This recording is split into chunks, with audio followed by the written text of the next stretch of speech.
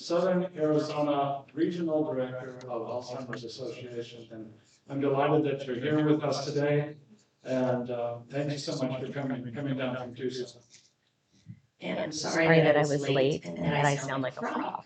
I am not a doctor and I don't play one on TV, so therefore you owe me no money to be here. This is just something I care very deeply about, and I also work with the association.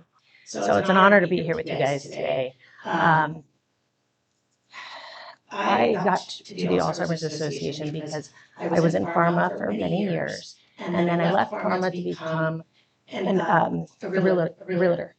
And I ended up working with mostly older people who were downsizing. And I was seeing how so many families were struggling with aging, downsizing, and then you add the dementia part on top of it. And at the same time, my 83-year-old parents were back in Pennsylvania, and I'm not there to watch over them. So I like to think that I'm watching over everybody here, and so somebody's watching over them back there.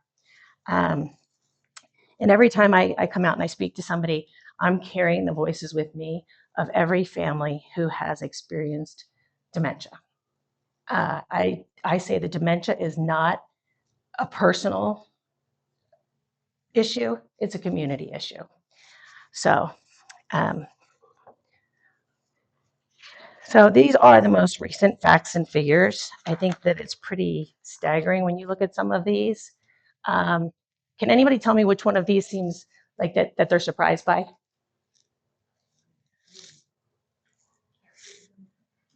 All of them, right?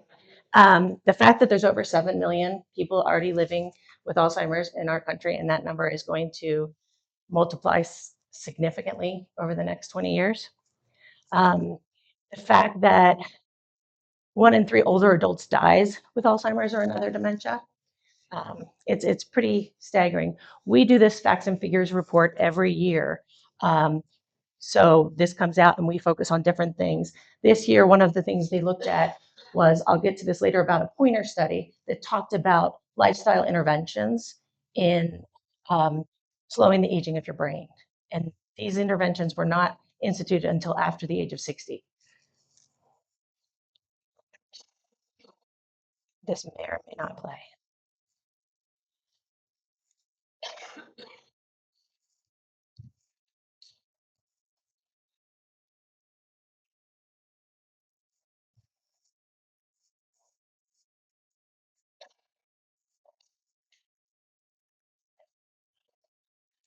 Okay, so we're just going to skip over the video because it's just going to reiterate all of those with some pretty music. But the facts are there. My volunteer here, Joe McLean from Tucson, she is learning to be an educator for us. So the way we can get this work done is to get as many people in front of as many people as we can. We need people like Joe.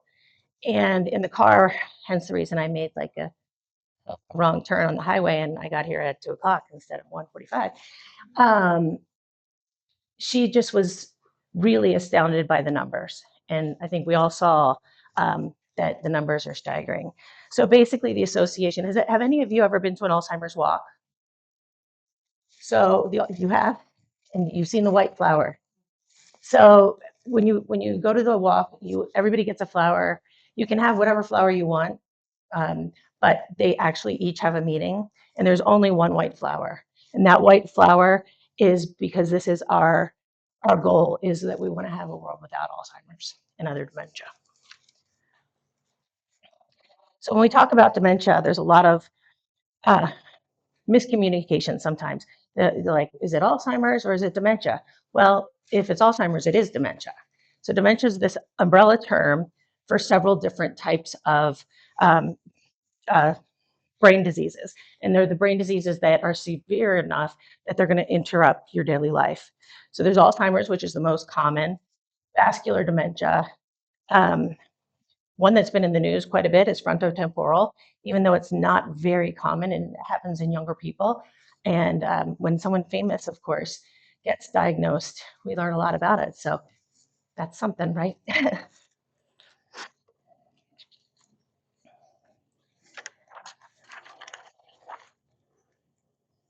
So, what is Alzheimer's? So, Alzheimer's is a disease that is a progressive brain disease, and it affects your activities of daily living.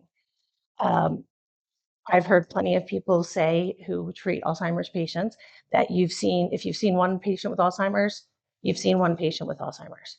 You never really know what that trajectory is going to look like, um, but it will get worse over time. And unfortunately, um, there's nothing to cure it yet, but there are things that can be done to help you, especially in the early stages. So populations at higher risk, this was something else Joe and I were talking about. Black individuals are 2 times more at risk to have Alzheimer's or another dementia.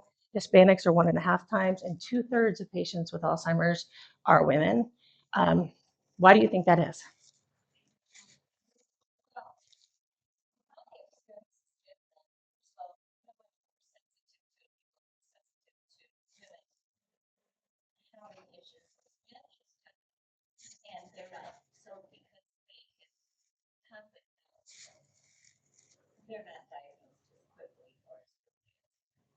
So, spoiler, there is no answer. So, I think that helps because it does put into context. In the 2022 Facts and Figures report that we had, um, one of the things that they suggested, because it is starting to even out a little bit, is that women historically were not as highly educated as men. So, they weren't using their brains as long. We have some support groups in Tucson, early stage support groups, and there's like predominantly men with disease, and they were predominantly like engineers. So they were bright, educated people. So we don't know the answer, but I think you're right.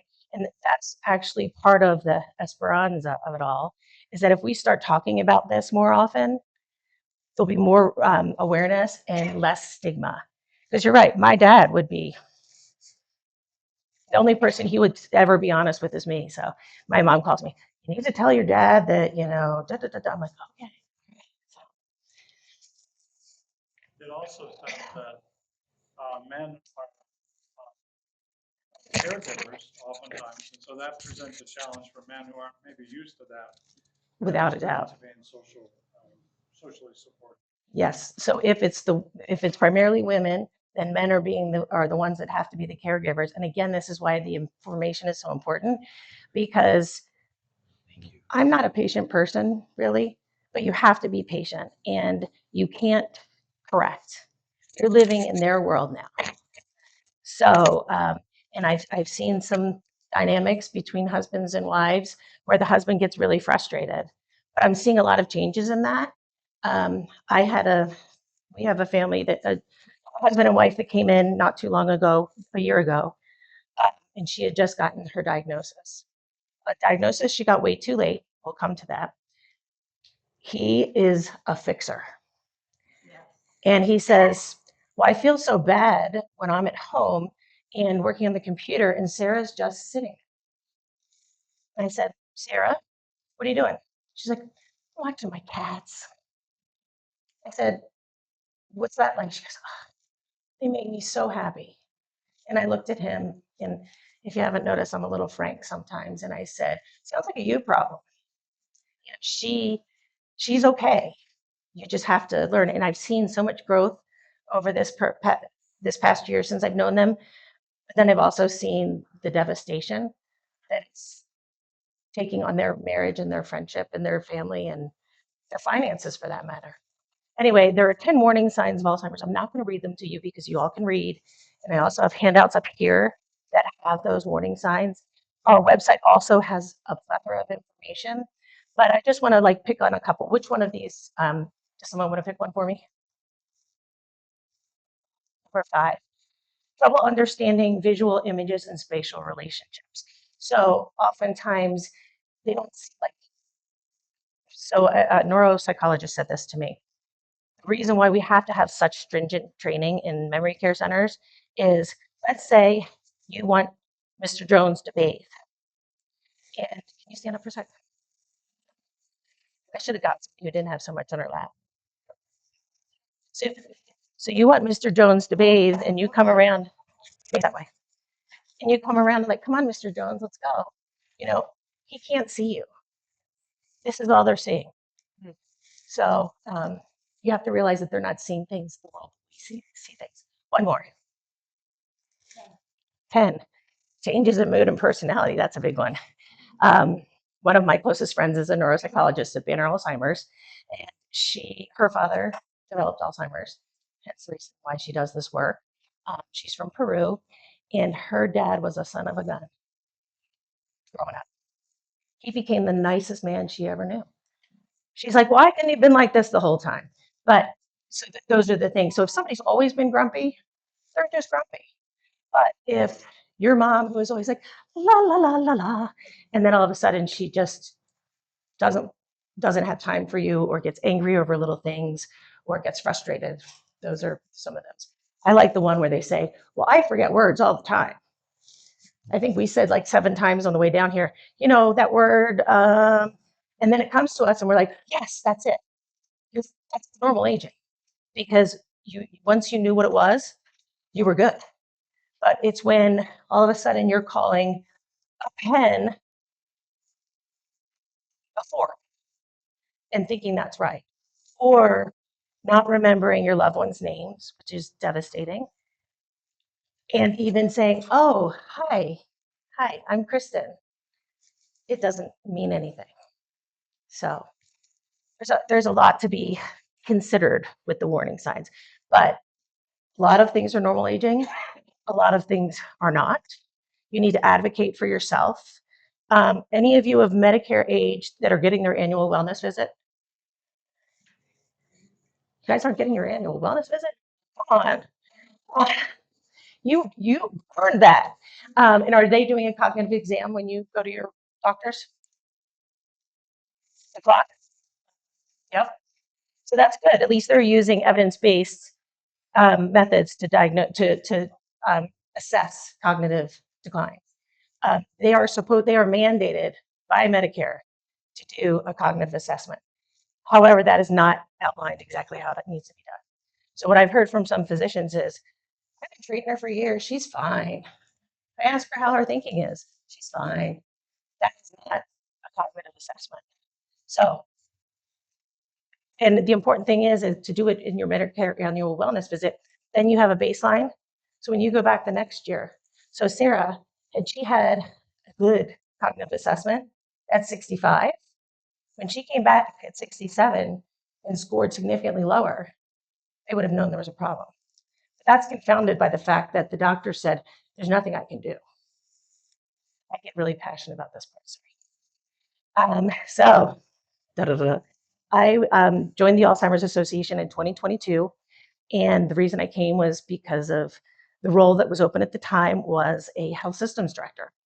And having been in the pharmaceutical industry and knowing kind of the medical way of things, I took the job because it was my job to go out and convince health systems, health providers, health groups, et cetera, the importance of early detection and how they can work it into their practices. Because everybody says, well, I don't have time for that. I mean, we have so much going on. The good news is times are changing. So in 2022 to 2024, I used to say, if you guys can see this bruise on my head, it's from doing this. Now that I'm the regional director, as I give presentations to primary care groups, they're interested because they realize that by doing this reflexive referral to neurology is, number one, clogging the path to neurology. So the people that really need to see a neurologist because they need to get a diagnosis and get treated are 6 months out. And there's a lot of things with dementia or even just normal cognitive decline that can be handled from a primary care aspect. So I guess I already touched on this by saying advocate for yourself. Okay, so the treatments. Yes, ma'am. There is a blood test that can be done that is highly predictive. The problem is Medicare is not allowed to pay for it unless So there will be a call to action. There will be a call to action at the end if any of you are like into advocacy. Um, Next week, we have a bunch of representatives and advocates going to Washington, D.C. to meet with Congress to talk about it takes an act of Congress to give Medicare the ability to pay or not pay for a service. Seems crazy, right? But yep. So I don't know how much it is. I mean, it's about that. I should estimates anywhere from $500 to $800. So, you know, right now we don't even have the option to be tested. Some people don't want the option to be tested. The whole thing is about choice. Um, Choice, as much as you can have a choice, depending on your financial circumstances and your insurance and all that. The next step then is to get Medicare to pay for it.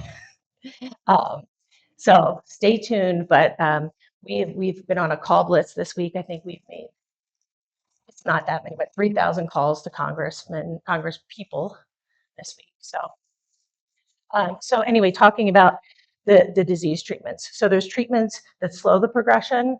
There's symptomatic relief for behaviors. And I had somebody call the office one day and they said, my neighbor has Parkinson's and her husband has Alzheimer's. He's not sleeping and he's wandering. So now she can't sleep and she's feeling worse and he's aggressive. And I said, call your doctor and ask for a behavioral medicine. Well, I don't want to bother them. Bother them. And if you don't get that answer, get somebody else to bother them. So I bothered on their behalf. Probably not supposed to, but I did. So yeah. And then there are new treatments that are infusions that attack the amyloid plaques in your brain. And again, they're expensive. They're less. This medical test is a lot less expensive than how we diagnose Alzheimer's now. So, and it's a lot less invasive. But the infusions, again, are the hope. Um, they're only available though in the early stages. So that person who's 6 months back here in the waiting line to see the neurologist, by the time he gets here, he may not be eligible, and that breaks my heart because again, it's choice. You may not want it. Some people we were talking about, prescription ads, and how there's 10 seconds or 20 minutes of, I don't know what I'm talking about. I'm still a little under the weather, of, interactions at the end. You get to weigh those interactions if you have the choice. So, and there's so much hope. Every day is changing. 2 years ago, when I was in my old role, I never believed the infusions had just been approved. And there's so much other studies being done. There are so many other studies being done right now that like every day we're getting more and more information. So we have to talk about it. We can't say, oh, grandma has some, I remember when I was growing up, they called it hardening of the arteries. And I was like, oh. So there are things that you can do to take charge of your brain. And the US Pointer study was just completed and published, and it looked at lifestyle interventions. So think of it this way: anything that's good for your heart is also good for your head. And again, you have to acknowledge whether or not you're going to do these things, because some people denial, right? Yep. Yep. So this is the US Pointer study, and there were two groups, and they were 60 plus, 60 years and older. And I was like, it can't be. It's not going to show much of a benefit. And the two groups both implemented these changes, but one group had it prescribed, like, okay, you're going to do these mind games, you're going to do this exercise, you're going to monitor regularly with us, you're going to eat this. The other ones were just told to change your life and do these things. And they were still monitored. Both cohorts improved. I think it slowed the age of their brains. And I could be wrong because I'm not fully understanding the science of it, but 3 years, like their brains aged 3 years less than they would have Don't ask me how that they measure that. I can find out for you. I don't know right now. So if right now there are some things that you could be doing better, anybody think they could be doing things better? I think I could do. Well, I play a game on AARP every night. So I'm doing cognitive exercise. I'm working, so, and everything changes all the time. So, okay. My nutrition depends on the day. Physical exercise, if I get to have a presentation, I get some exercise. Um, and I'm not good at going to my doctor's appointments, like some of you who haven't had their Medicare or wellness visit. So one of the things, the focus of the association also now is really looking at brain health, because we need to change this trajectory. And in order to do so, we need to talk about the things that can help our brains be better. Again, what's good for our heart is good for our brain. So these are the resources that we have, some of them. We have the 24/7 helpline. Has anybody ever had an opportunity to call the helpline? I did bring cards here today that have the 800 number on it. And when I first started, again, maybe it's the East Coaster in me, but I'm like, you want me to sell a helpline? But it is staffed 24/7, because Alzheimer's and dementia does not sleep. And it is staffed by licensed level professionals in 200 different languages. And it could be as simple as in the middle of the night, you're like, oh, that's the question I've been thinking of. And you call and somebody can answer it. You can call and cry. You can call and say, I don't know what to do next. Okay, what have you done so far? They can help with care navigation. We also have these free educations and support groups. The majority of our education and support groups are designed to be volunteer led. When I came on board, we didn't have any. So luckily I'm starting slowly but surely to bring some new educators on board, because guess what? This message resonates better when it's somebody who's not being paid by the association. And then trial match. We were talking about trial match. This one thing, like I did a clinical trial not too long ago, because I knew I could get my labs for free. I'm like, wow, this is great. But we have something called Trial Match, which you can go online and look for opportunities. Not all of them are in person, not all of them are invasive, but it is an opportunity to, help us gather that data. Because, and especially in underserved populations, if you have friends that are Black or Hispanic, encourage them to become part of it. We have one of our advocates who's probably going to DC next week, who was at the Capitol with us in January. And he was diagnosed in his late 50s. He was in a very technical job, and he noticed something was not right with himself. So he's like, I'm not going to the doctor, and I'm not telling my insurance company, I need to keep this down low. Again, he shouldn't have to, but he got into it. He applied for a clinical trial, and he said, it was the strangest phone call I ever got from the doctor overseeing the trial. He said, congratulations and my condolences. You're in the study. You have Alzheimer's. He has been on the infusion now for, I don't know, over 2 years, and he's doing really well. And not everybody does well. I don't know. But to know that there's something that potentially could change that trajectory. The other thing I wanted to touch on about early diagnosis is that regardless of any of the medical things that can be done, it gives you time with your family to let your wishes be known and plan. I mean, the number of times somebody gets, mom never did the bills, and now dad is not doing so great, and the money is looking weird, and you get a plan. I mean, I'm lucky because I work for the association. My parents are so sick of me.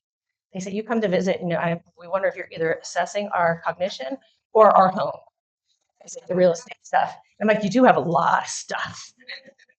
So, and this is something new that we have. It's an online app, it's an app for your phone, and it gives you guidance for newly diagnosed people, because that really is the hardest first step for some of the caregivers and the patients. It's like, okay, what's going to happen next? And it'll kind of give you step by step. Okay, first do this, then do this. And then it connects you with other people who may be going through the same thing as you, like your second Tuesday support group. I want to come sometime.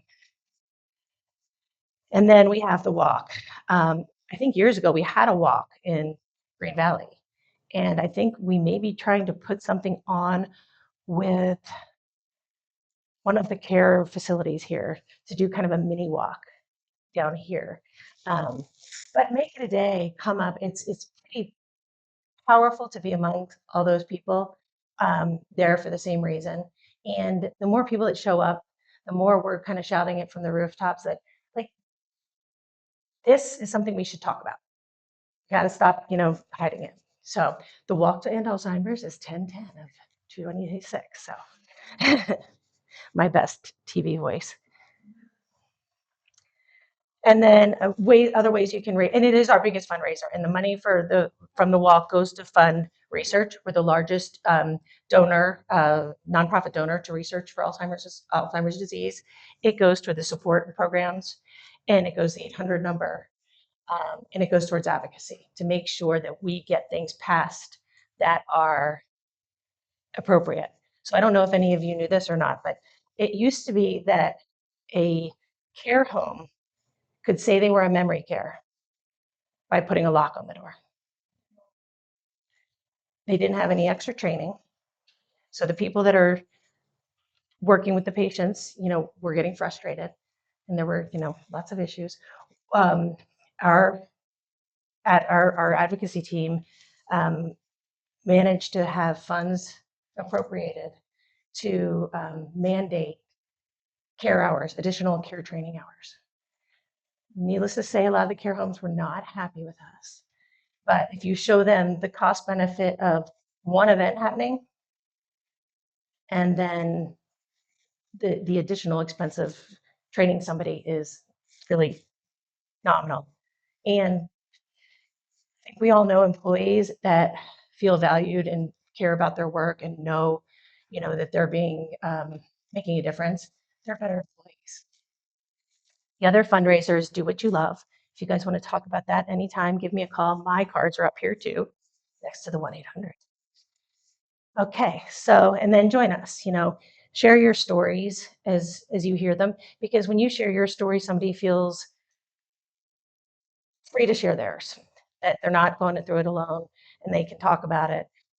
We have a big push on working with businesses to get them to implement brain health at work, and also giving education to the entire staff. Hospitality is a big one. There's a lot of people that are going into hotels, and you never know who you're going to encounter, and you need to know how to. And I did bring this as my favorite thing that we have. So this is the Alzheimer's Association little card that people can keep in their wallet. So if you don't need it, take a couple for yourself, for friends that might, because your loved ones want to get out. They want to be out and socialize. However, sometimes as a caregiver, you're like, oh, I don't know what's going to happen. I don't know if I want to do that. I've been in restaurants where I've seen really difficult things happening between, partners and then waitresses. And so this says, my loved one has Alzheimer's disease, memory loss, and is sometimes confused. Thank you for your patience and understanding. So you're respecting your loved one by not saying, yeah, he's got this. So those are up here too. So those are the ways you can get involved. If you want to be involved in clinical trials, trial match, and doing fundraising, and like Joe, seeing the need that your neighbors need to learn more about this. A lot of the homeowners associations are starting to do like educational moments, and this was just a general overall awareness. If you guys want anything else, please feel free. We have Understanding Alzheimer's Dementia, which goes a little bit more in depth. We have the 10 warning signs that goes in depth with that. We also have ones on the clinical treatments that are just for the clinical, like what's going on and that. And then a shameless plug for a lunchtime webinar that I'm hosting on June 16th,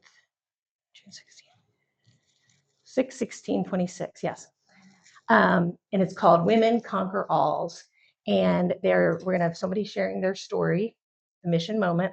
We're going to have a neuropsychologist talking about all of the new treatments and the research. And then there's going to be a couple of other women speaking. But it is Alzheimer's. It will be Alzheimer's Brain Awareness Month, and it's from 12 to 1:30. I'll send the information over. But I think it'd be really interesting to hear from a researcher herself um, what this research looks like. So, and I'm biased because I am one. If you want something done, that's the one. So, all right, thank you all. What questions do you have? Yes. Not so much a question as a comment. My mother died from Alzheimer's 30 years ago. There was no testing at all. It was just a neurologist saying, I suspect your mother has Alzheimer's, and there's nothing. So really, really pleased to see all these things now. Right.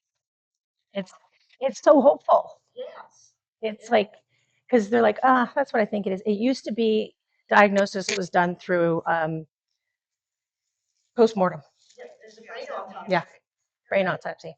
And then, now you can do a spinal tap. Who wants that? And those are expensive, and MRIs are expensive. So, there's so many good things, but we have to speak up for it because, the noisy squeaky wheel gets the grease. So, and that's what this is. This is this call thing I was talking about. If you want to scan that, it will, or there'll be information that I send over here. You can call. They give you the number directly to your personal congressman's office. Juan Ciscomani, right? And who's the other one? It might be different down here.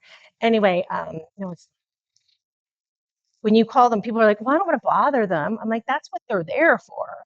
And their staff is used to it. And oftentimes you're only going to get a machine, but there's a script.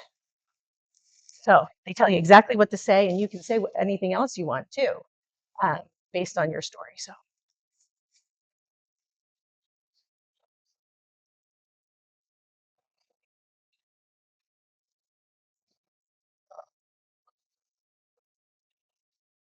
So we're not. Okay. Sure. Yep. Oh, okay. Yeah.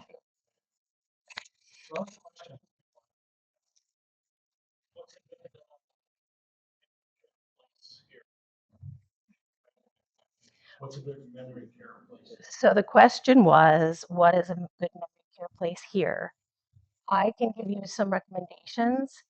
What I would do is there are people that do that work for you, and you don't pay them. They go and they talk to you. They find out what you want in your home, and they go out and then they match you and take you and visit the places, and then the care home pays them. Last month we had. Mm-hmm. Mm-hmm.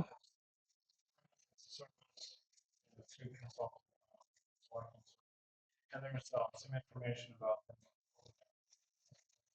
But do your homework, and really, that's why I think having one of the professionals with you, it's like buying a car. I bought a car this weekend for my daughter who just graduated college, and then I took it to the mechanic this morning. I should have done more homework. It's not that bad. But you don't want to get somebody settled someplace and then they have to go somewhere else because that's really disruptive for their cognition.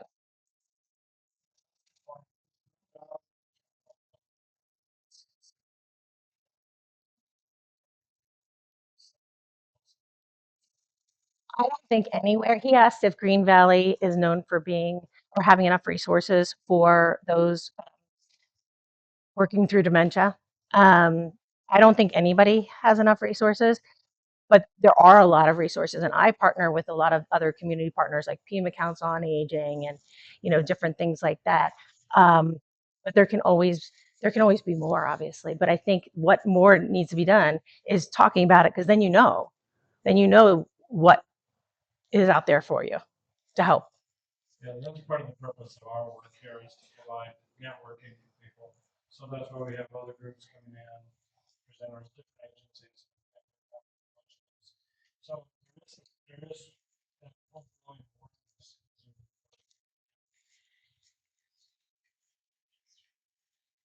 I think some of you. Yes. No, you're squeaking, not whining. But I would just, offer my perspective is I came down here with my spouse, not quite a year and a half, from another state, and the neurologist, my husband's neurologist said, you this state is so it's not good. State because I don't know this because there's more. So I don't know if that helps you. The other,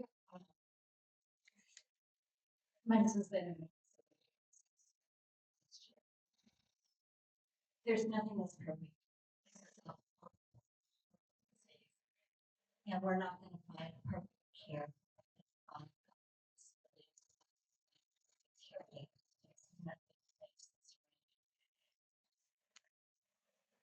So within our hearts and our spirits, we have to find some acceptance, and that's what starts making a difference. I'm glad you shared that because a woman that I've seen at different events, she was very hesitant to place her husband someplace. And the last time I saw her, we were at the virtual dementia experience that TMC puts on several times a year. If you've not done it, it's really enlightening. I called my mom, who does not have dementia, and apologized to her because I interrupt, I talk too much, I give her 10 things to do. But when I saw her that day, she was, yeah, Daryl was supposed to move in this week, but I pulled the plug on it. And then the presentation went on. And then afterwards, I said, so what happened? She goes, I feel so guilty. And I said, is that the best thing for him? She's like, yeah. And I said, then you should feel guilty for not letting him go.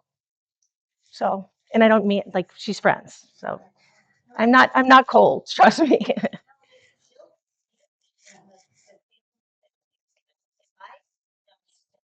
The guilt is huge, and the feeling of failure. I could do something better. I could have saved you. And it was an acceptance of no. You just have to do the best that you can. So if you're looking at and wondering, oh, I can find a perfect place here, or in system, or in Phoenix, or someplace else, you're not. The reality is, it's not perfect. You're going to do the best you can.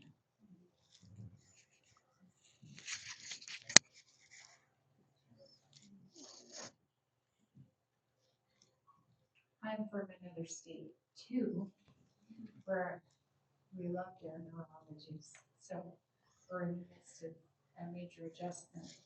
I did learn about the virtual demonstration of Alzheimer's, Mhm. but wasn't able to take advantage of that. So when you say TMC offers it, how is it that we learn about it? So, and I'll put everything in notes so that you guys have it. TMC for seniors, it's on their campus. They have a lot of programming, and they have a great calendar of all kinds of different events going on.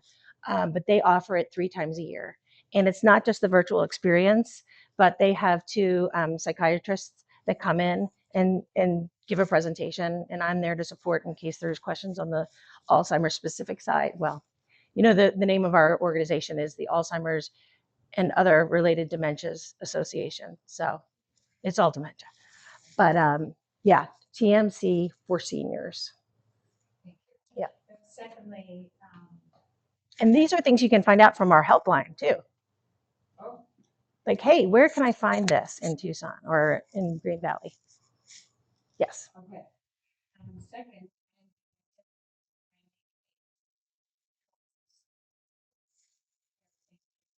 Mhm. last week I was to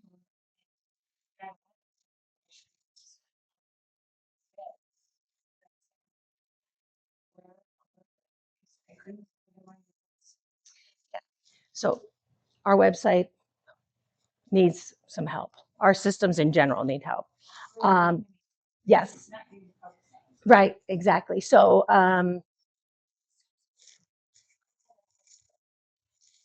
I'll get to you about the support groups. We're doing some networking right now. That's great. Yeah. I just have an care support that I go to twice a month. It's called Safe Harbor for Caring Hearts. And I've been going there for about 3 or 4 years. It's a place where you can go and vent about what's going on at home, knowing that it stays within the group. It doesn't leave. And we do get ideas from other people who are experiencing different types of dementia. How big is your group? It varies. With the snowbirds, it can be as many as 12 to 14. Then in summer, it goes down to 6. Take my card when you go, and I can send you a list. Yeah, so just There's email me. also- Yeah, thank you. And that's at Desert Hill Lutheran Church. Yeah. The other thing is, and we have offered here a program called Stress Busters, which is a 9-week program, and you are part of that. And that's Gary and Pam Chambers, who are the coordinators for that. So we've been offering that. It's an occasional kind of thing, it's not regular. But take advantage too, if you can, with Dr. Alan Anderson coming this summer. Hopefully it'll work out. We'll get the details on that. But Unfortunately, this summer is tough it's for really- Arizonans. It's really a critical issue though, to provide that consistently. So thank you for that. Yeah. Just to mention about another support group over at La Posada, they do things twice a month, at least as of a year ago. Okay.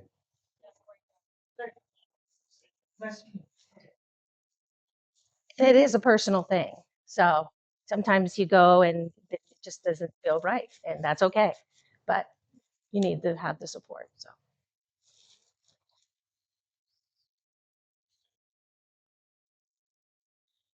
I guess I just have one step.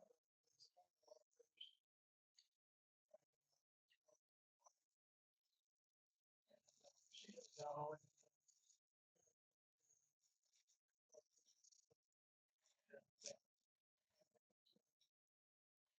easier for her. La Posada has a caregiver support.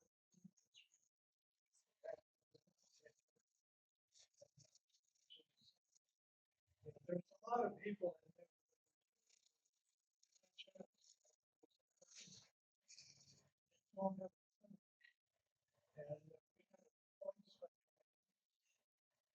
And he put it in perspective.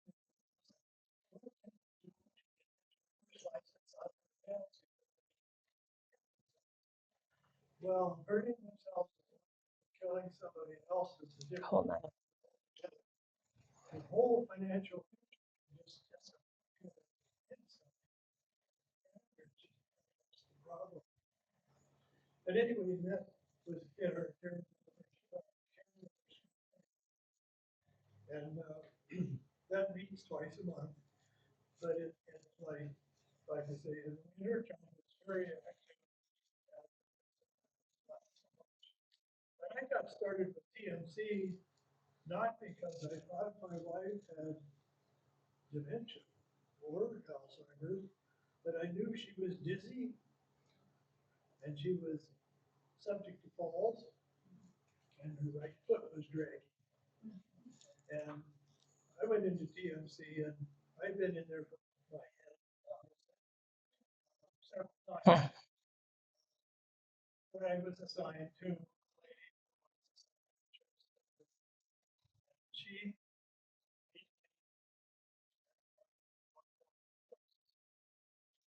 was vascular.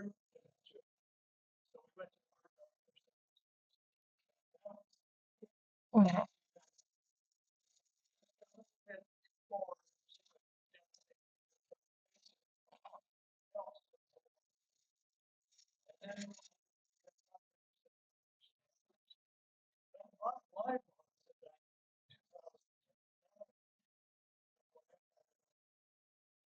tripped on a sidewalk here in San Diego and smashed her forehead really hard.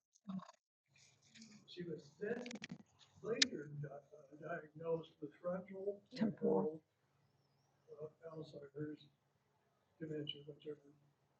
And we made the decision to move into La Posada. And we were in independent living, doing well. But I kept noticing this problem of the dizziness and the subject to falls was getting worse. And I was getting scared because I was not able to take care of her 24/7. Right. So we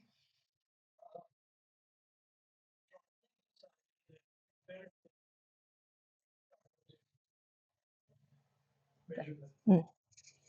We got that done and they went through the steps of the Montessori and they said, well, you know, if you don't feel comfortable over 24/7, we've got all kinds to do. She was placed in memory care 2 weeks ago and take care of it absolutely. Great. I couldn't ask for anything better. They're taking good care of her. She's safe and she's not worried about what's going to happen to us.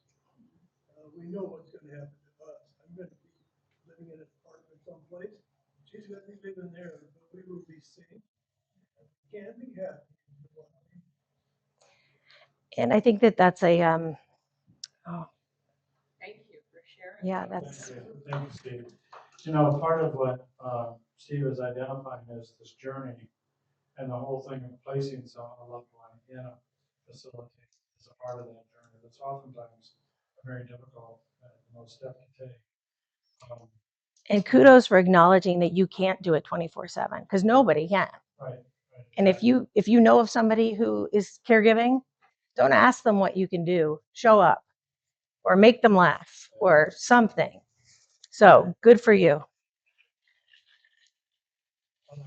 Other comments, questions? Yeah.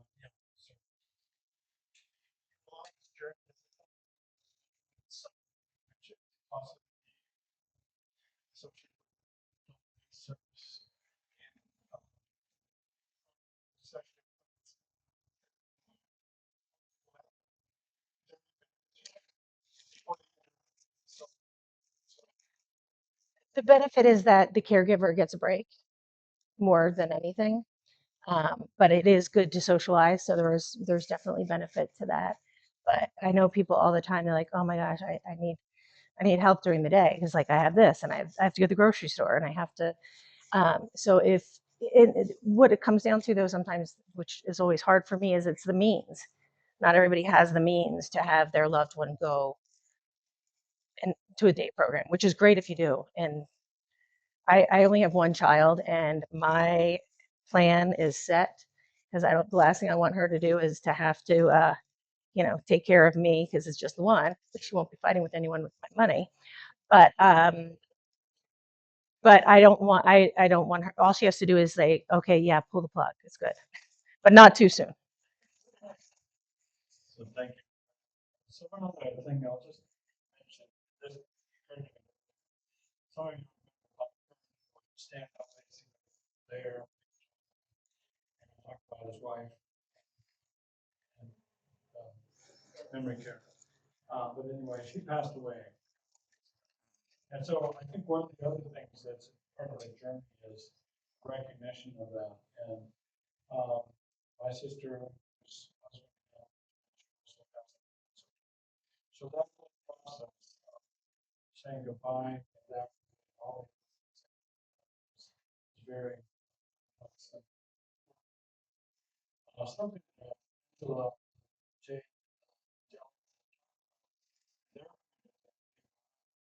they have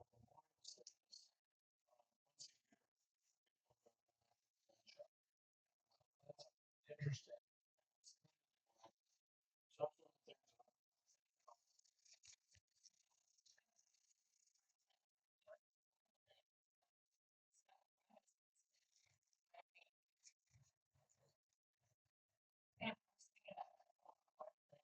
to get some.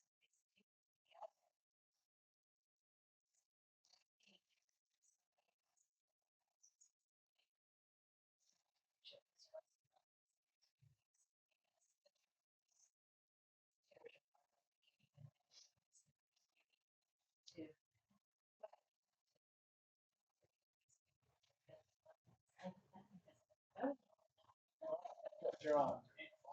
Is this the gentleman over here that was having a hard time seer? Yeah, exactly, yeah.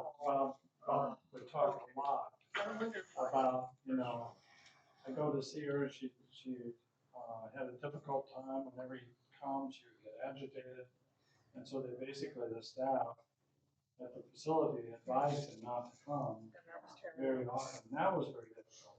He just didn't know what to do. So he's had a long, hard journey. I gave a presentation at the Presbyterian Church, and he stood up there, and that's when, I started in this relationship where he was challenged so much by, and as a fixer, as a guy, we talked about a fixer guy. He wanted to fix her. And it was so hard, so hard. There's a lot of data that suggests, a lot of data that shows that oftentimes caregivers predecease their loved one with dementia because they stop taking care of themselves. So go to your doctors. Or they get a serious disease. Right. Because their immune system Yeah. is compromised. And back to. I'm sorry, and let's hear you. If we're gonna hear you, we need to hear you, Helen. Okay. The one thing, because, what's his name, Bob? Bob, Bob and I had quite a few conversations. And the thing of it is that he kept saying, but when she says something, it's wrong. And I can't lie about it. And I said, you know something? I think what you have to remember is your reality is totally divorced from her reality. And you're trying to make sense out of two people that are talking like this. I said, so just pick out something that's good and say, well, thanks for sharing, or, something like that. And I just couldn't. That is a hard reality, but it's the only way you're going to get through it. Flying, they said. Mhm.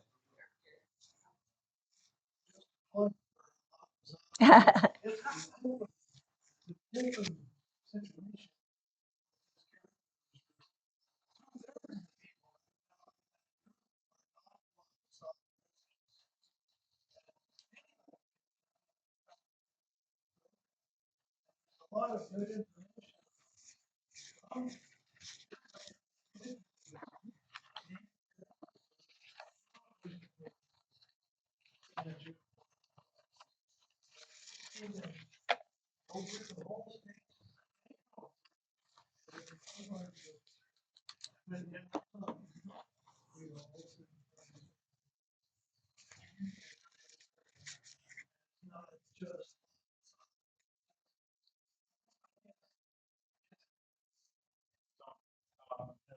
Where were they from?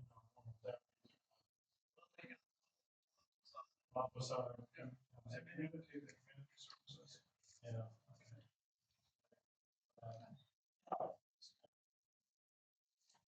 I was just thinking, because you mentioned the blood test, and I know they do stuff with saliva now, so dentists will do, just to save. Just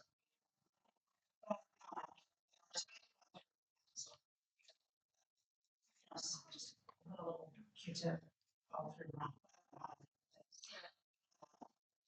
I don't know anything about it either. Chances are, one of the things is that when something becomes so epidemic, there are people that try to capitalize on it. Yeah. So did his mom. I was just thinking, we didn't argue. Yeah. But he was at a memory person. He said he got the land and they built it for him. And the people that were there, he was tipping the staff. I love it. And they told him he tipped. I love my humans. They are so awesome out there. They have a great community. Yes.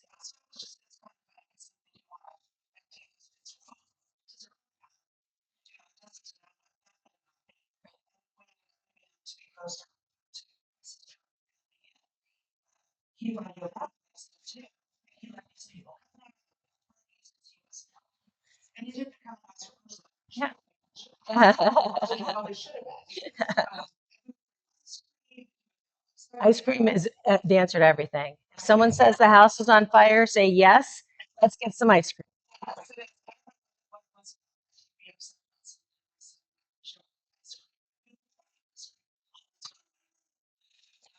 And I don't know how the DNA is, but I know the dentist.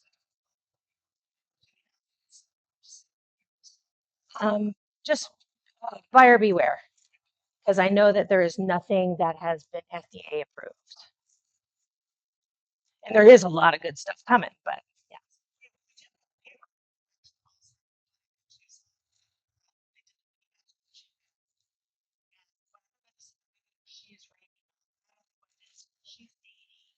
She says that she's not tired all the time. She's not dizzy. She was having symptoms. The medicine, so something that's she's said to me a huge difference.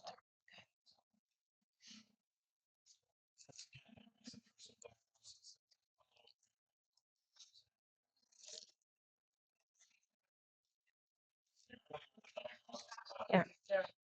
Joe comes from clinical research. She was at Banner at the university in clinical research. That's So true with anything. Whether you catch a disease or a condition and get it treated, better your outcomes. she's been telling me to go to the doctor for this for 2 weeks, and I've yet to go. She's not paying attention. Nope. Well, we have to work on that one. Kristen's the #1 project. I have a lot of respect. Well, I think we're kind of winding it down.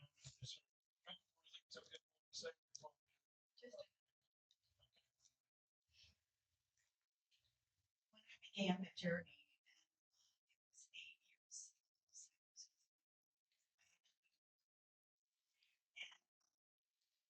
And basically, just by trying to figure it out. And so I came here and wanted to delve into this because it was such a traumatic thing. And one of the things I remember was a film at the Presbyterian Church because they were having like meetings. And I'll never forget this black man in the film. And all he did was lay his head down every day, all day. And a nurse said, I wonder if you want music, somebody needs to yes, he did. And he loved jazz. And they filmed it. So they brought in jazz and they played it to him. And to me, it was a miracle. He basically began when he heard the sound. Music as a universal language. And it touches you in a part of your body. And it's very deep. And so he began to do that. And they said, wow. A year later, the man was standing up and dancing to it. So that, I mean, it was a dramatic thing, but I thought, you know, music is something that everybody kind of loves. You just have to figure out what to do. There's some really good YouTube things. You can go on YouTube and Google dementia music and find all kinds of stories like that. But I remember that being one of them. So, Kristen, thank you so much for coming. Hope we get a chance to do this again. Are you able to hang around a little bit? It's up to you. Are you okay if I stay? Okay. Is that okay? Yeah, of course. I'll take my boyfriend's car. Well, thank you very much, everybody.